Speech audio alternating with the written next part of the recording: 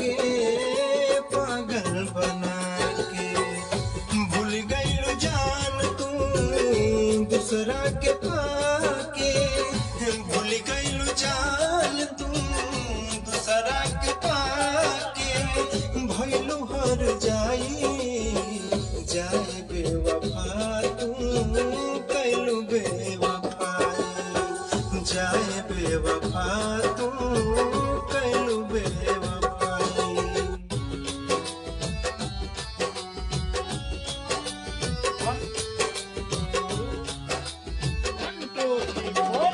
हथवा छोड़ा के साथ दूसरा के धइलू करके बर्बाद हमरा बोला का पैलू।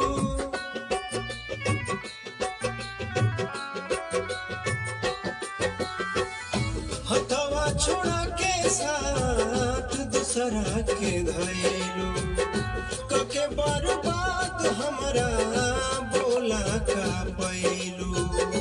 अपना से ज्यादा तुहपे कैली विश्वास हो अपना से ज्यादा तुहपे कैली विश्वास हो दुख न सहाई जाए बेवफा तू कैलू बेवफाई जाए बेवफा काहे कैलू बेवफाई।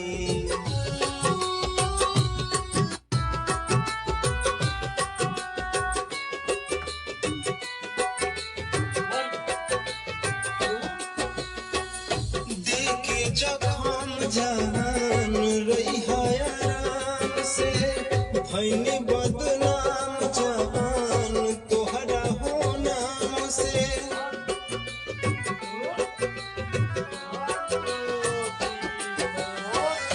देखे जखम तू तो रही है आराम से भइनी बदनाम